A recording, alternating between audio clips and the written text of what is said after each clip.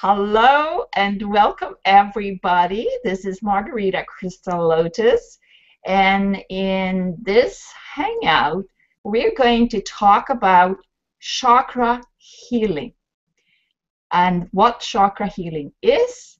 And this is the first episode of our series of hangouts on this topic. And today we're going to start with the root chakra.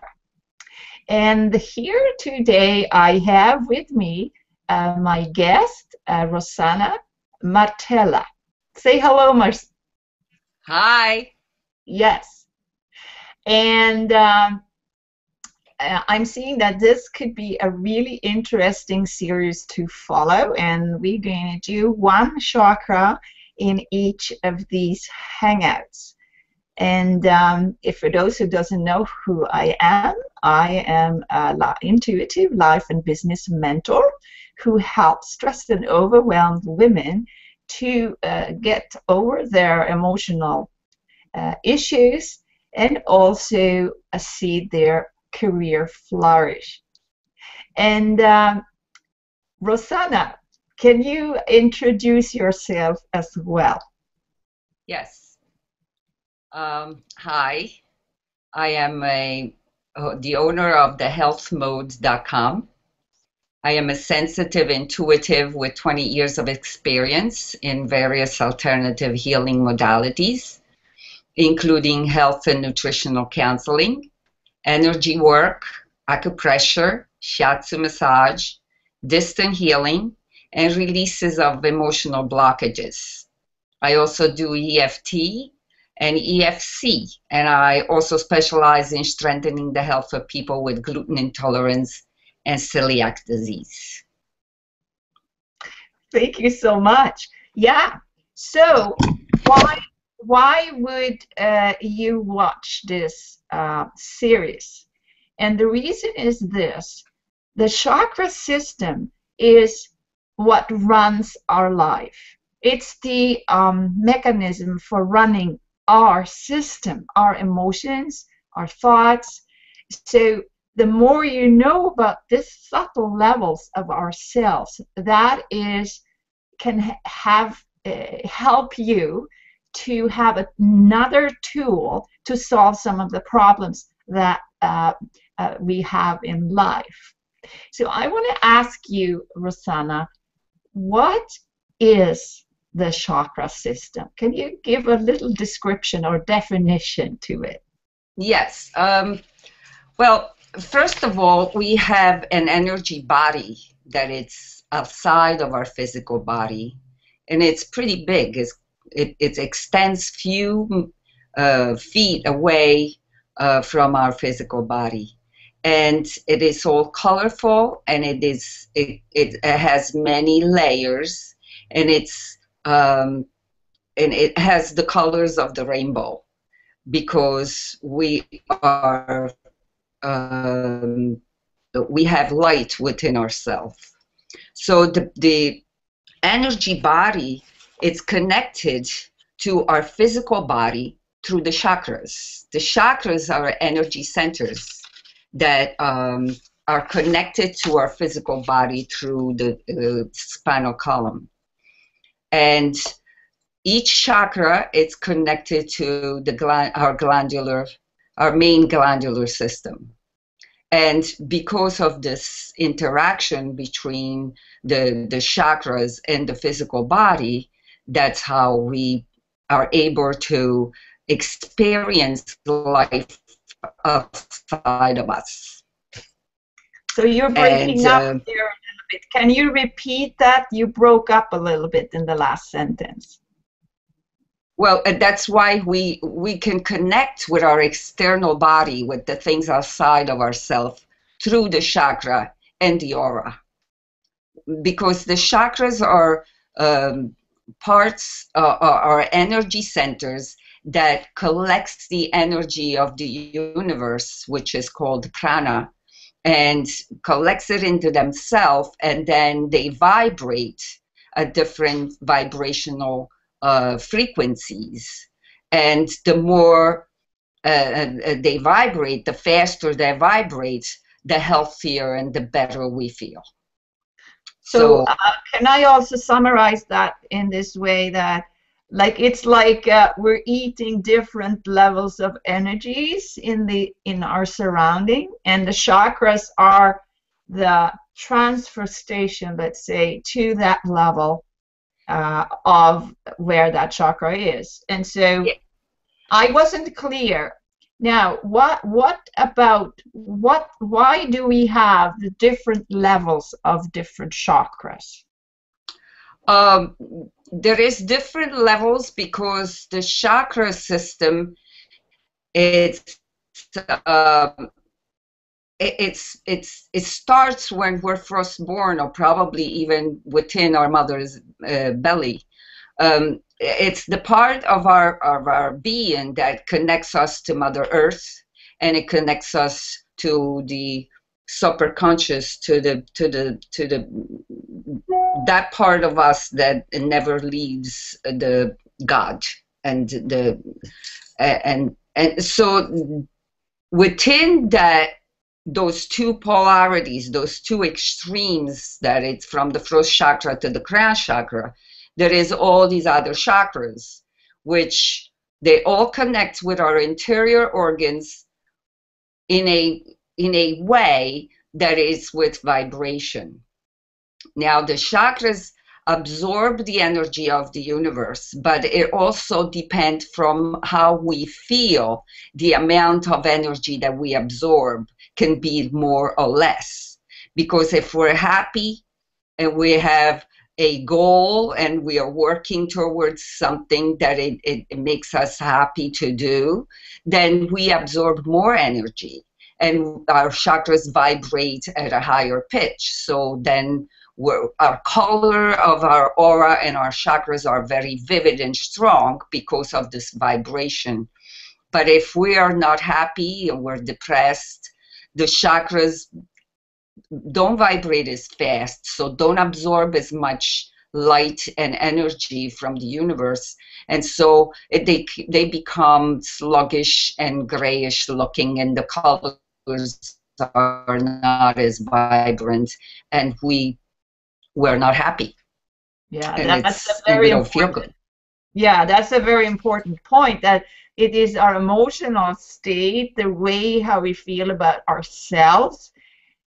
We can actually affect the chakra system very much by adopting a new ways of seeing things and learning how to choose our emotions. Is that correct? Yes, yes, yes. It is always better to be happy, to maintain a higher energy field of vibrations, so that way we don't become unhappy, and it all depends from what I see. It's from using the heart instead of the mind helps, because the heart has also brain cells, and the heart chakra is the biggest chakra we have in our body, and has many thousands of brain cells that they're not heart cells. And that's why in a lot of tradition and a lot of religions, they tell you to think with your heart, because it is within the heart that we can become compassionate and we can have joy, because the heart is the place of joy.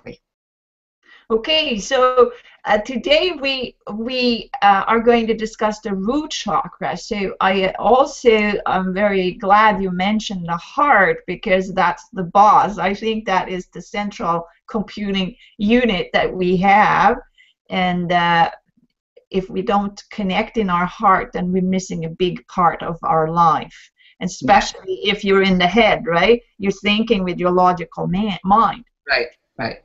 So let's go into the first chakra, the root chakra. What is the root chakra all about?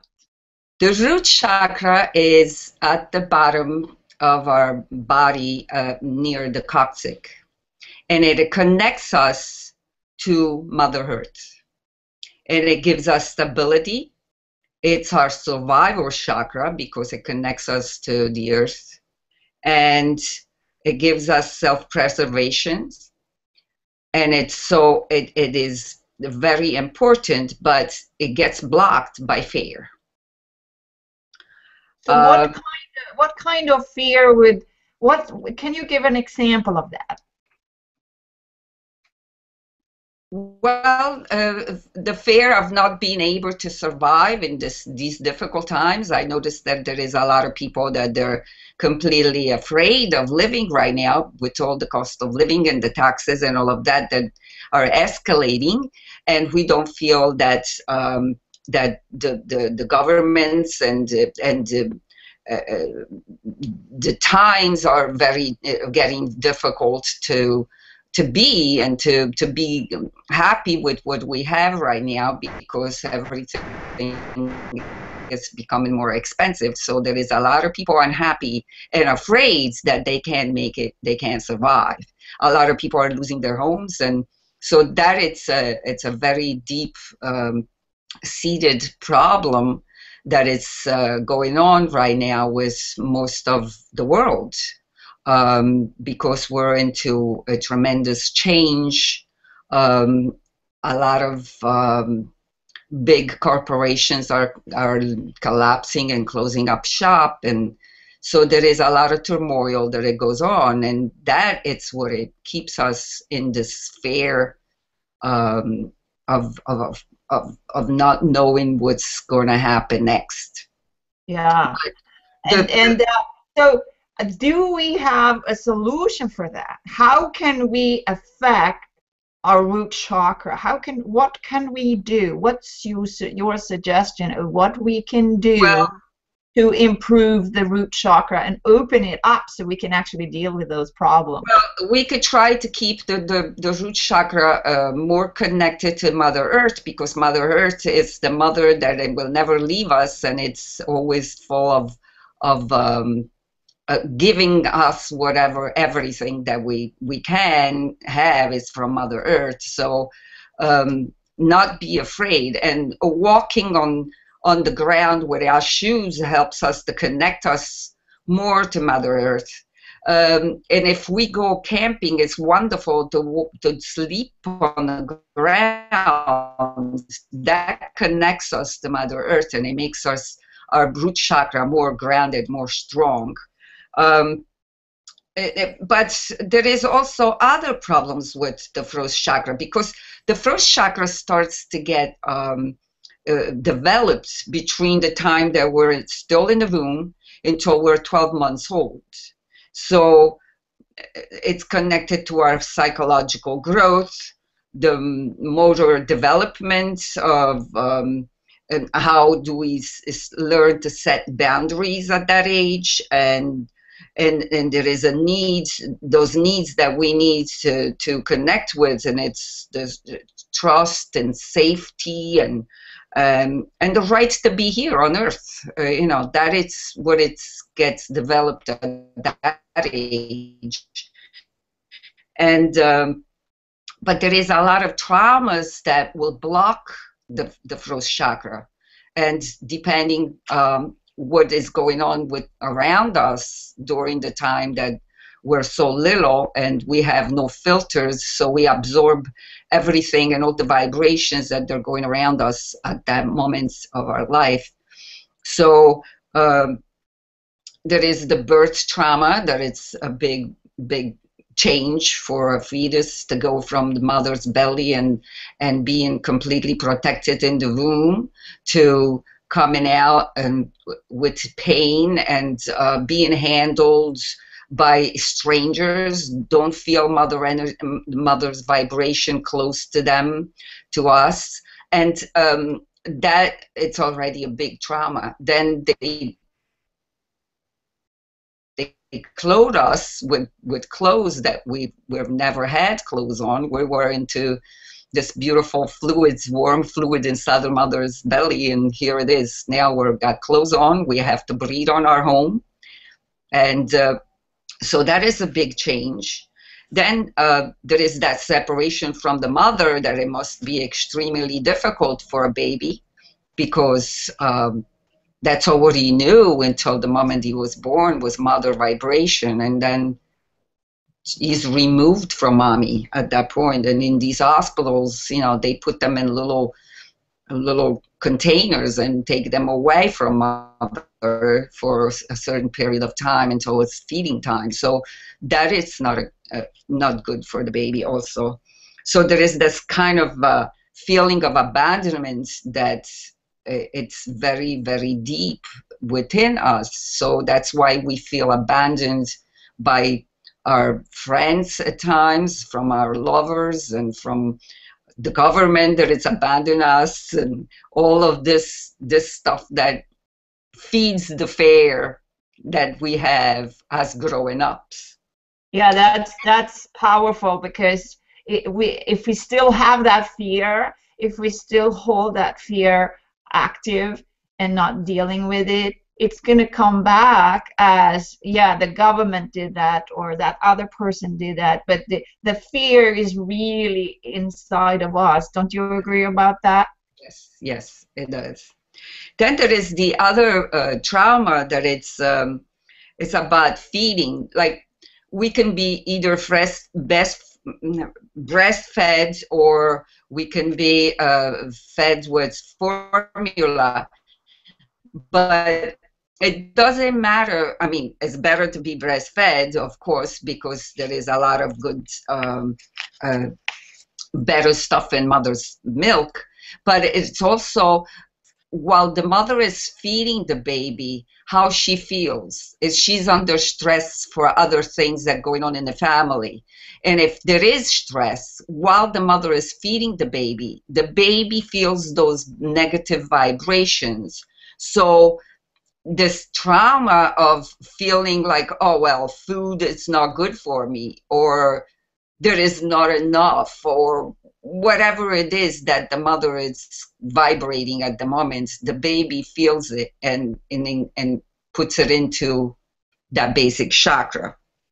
There is also babies that are neglected, and that it's another difficult thing for the baby, not feeling touched too much and not feeling loved and accepted by the mother and the other people within the family.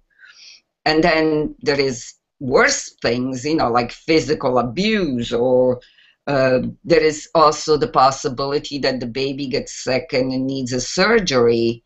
And there is babies that need surgery at this time, especially with all the chemicals that mothers eat during their pregnancy, that it could affect its developing. So there is that problem too, that it could be a big trauma to be put under anesthesia and being cut up and have an operation.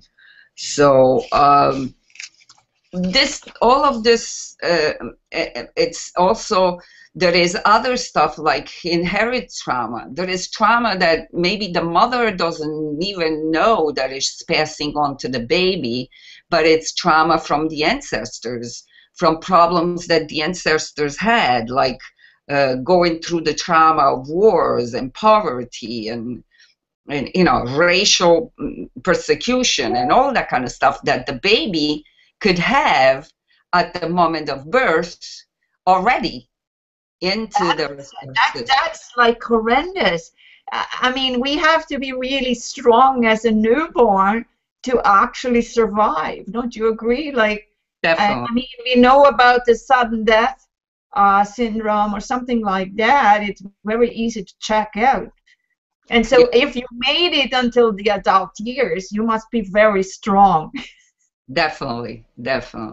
It's a difficult thing to be a child. It's very, very hard to adapt to the laws and the regulations of this world that we created.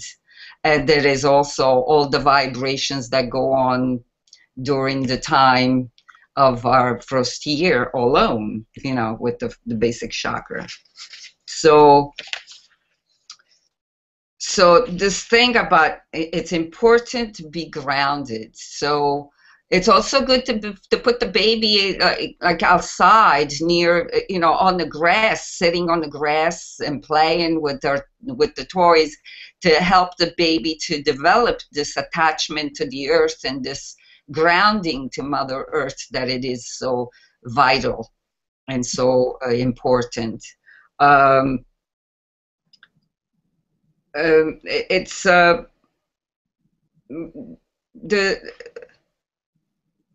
it's important to build this foundation. It's almost like building a house. You need to make a foundation that it's solid in order to build the rest of the house on top. If we don't have a building that has a solid foundation, when we're putting up weight on top, the building will collapse. That is very, very important. I'd like to really emphasize that. Yes. So if somebody is in the head all the time, it's not healthy. Right. Really come from the ground. That's a great point, Rosanna. Yes, thank you. Because, well, I'm an architectural designer, so I know about buildings. But I do have this idea that it is so important to have a foundation that it's solid. And so if the baby doesn't get this solid foundation, cannot build the rest of the life on top of it, which comes in with the second chakra, the third chakra, as the baby is growing. This is the basic, the most important piece where to build a healthy, strong building on top, a healthy, strong life on top of it. Yeah, so how do you actually come back in an adult level of, I mean, having grown up? Yeah, well, that's the thing. When the first chakra is not developed, it reflects on each other other chakras, the chakra on top. So it reflects into the sexuality, personal power, relationship, communication. All of that, it's blocked by fear. If there is fear in the first chakra, we learn as little babies to be afraid all the time, then all the other chakras are affected by it. And that it's difficult to understand for a little baby, but also for growing up, that that is where it all begins.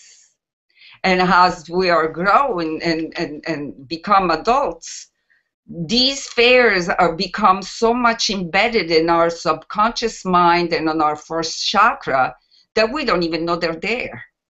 And because of that, we have dysfunctional lives and we have no clue that that's where it begins. Right. This process of dysfunction. And it's almost like a cocoon that it's embedded in our energy field, that when it's not, it's got, this cocoon has its own vibration, okay? And this cocoon of fear or cocoon of some other trauma that we had at that stage in our life gets embedded into the energy field. And it sits there until something with the same vibration happens to us.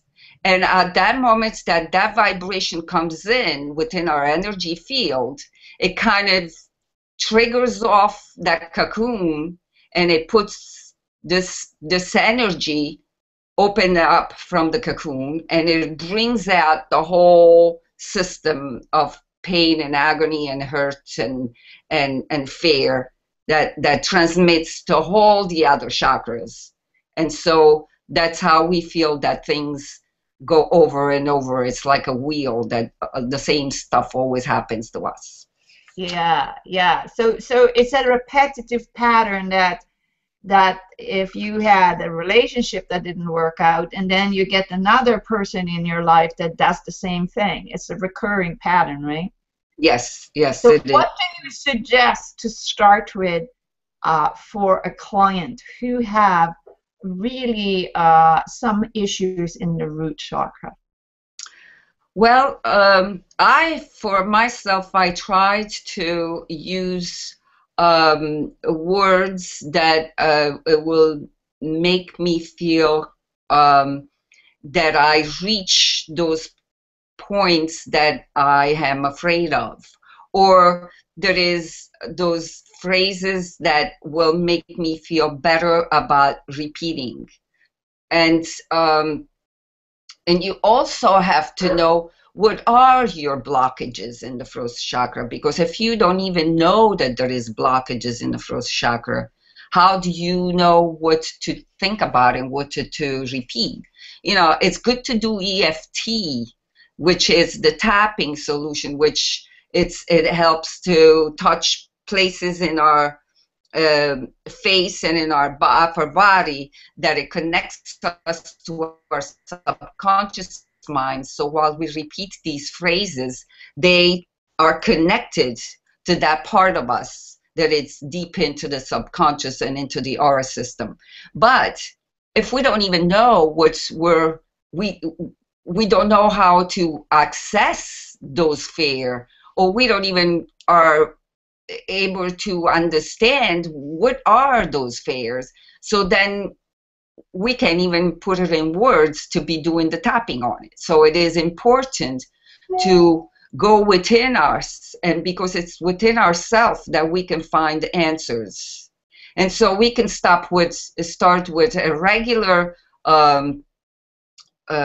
tapping, thinking of a baby that maybe was crying and the mother got upset, and so start with that, because it happens to every baby that mommy is tired one day and the baby is screaming. That could help, and start with words associated with that kind of scenario, and then feel within us what other words are coming from our subconscious, write them down, and then do EFT with those words. And then the process can just continue on that way. As we use those words and those phrases, other stuff was going to start to come up. Sometimes I've noticed throughout the day, maybe I'm driving some way and my mind is going through a process of thinking of something, and all of a sudden I feel this sensation that is coming in from the things that I was thinking. And it's like, wow, that's what it's connected to. And so it was like the first time that this happened to me, it was such a revelation, because I realized, wow, that was an automatic pilot. I didn't even know it was there, and so here it is. I found another level, a deeper level of something that it was bothering me that I was not even aware of. Well, that's a very important thing, to actually notice that it's something going on. So that's maybe the first step to yes. actually gain more consciousness about what your issues are. Yes. So we're nearing our time to the end. What is the closing remarks of the root chakra and what we can do with it?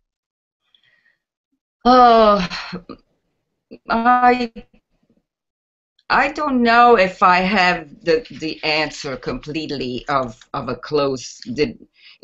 We have to develop this downward current, that it goes from the top chakra, the crown chakra, downward.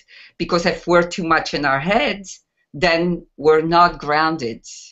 We're not supported by a foundation. And so there is this upward energy going up, and there is a downward energy going down. But if we're too much on the upper chakras, then we don't have a good flow of downward energy, because our body has these two polarities, the basic chakra and the crown chakra. They're the two opposite polarities. One has got the upward energy and the other one's got the downward energy. Well, we have have to have a balance between these two.